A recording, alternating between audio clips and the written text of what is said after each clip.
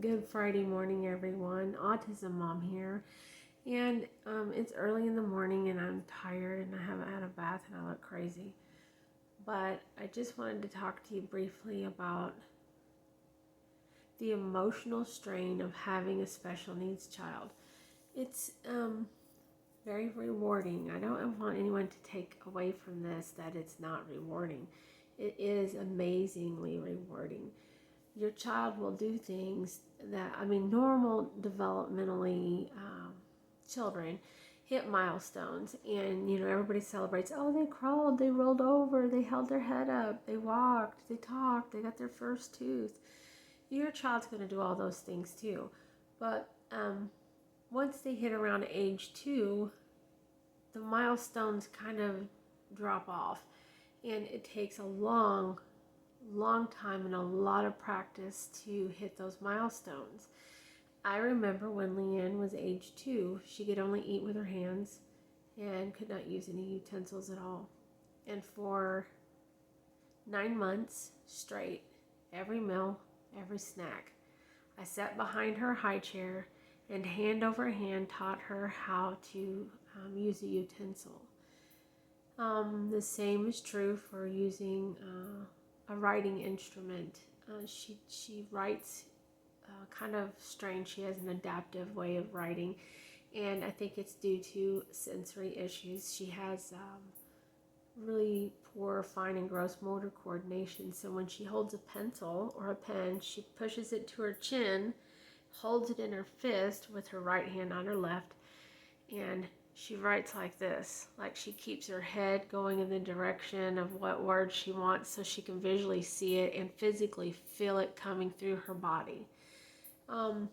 I didn't teach her that. I tried to teach her how to write properly, but that's what worked for her and that's what she does still today.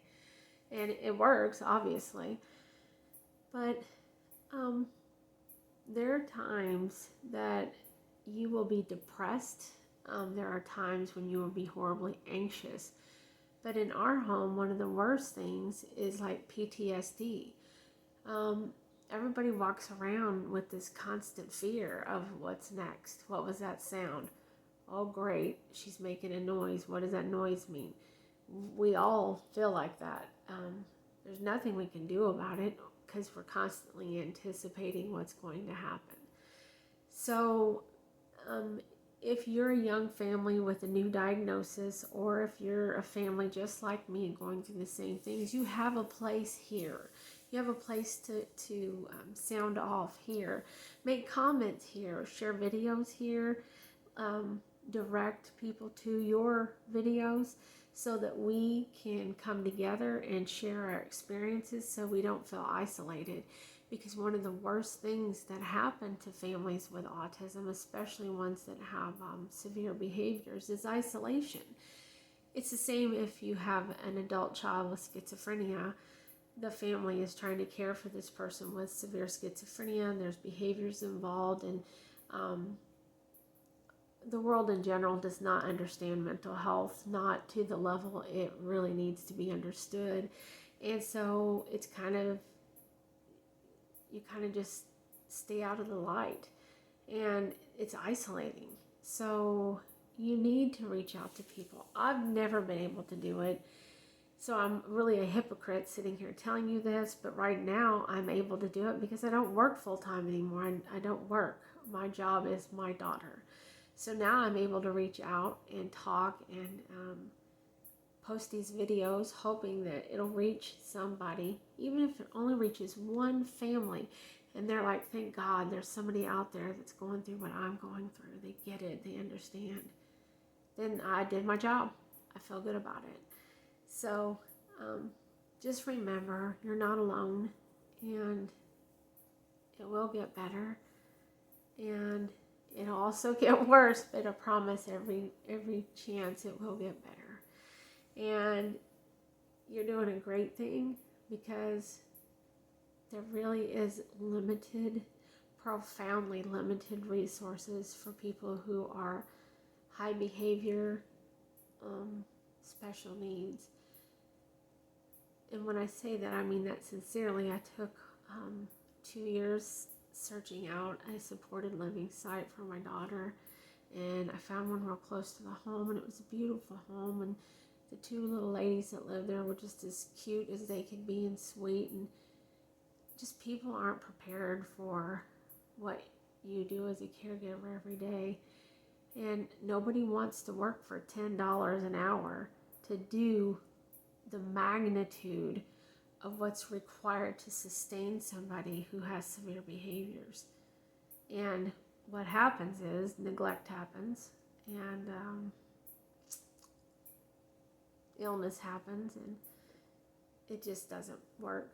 So you can either turn a blind eye and let it go on, or you can say, I've had enough, and bring them back home.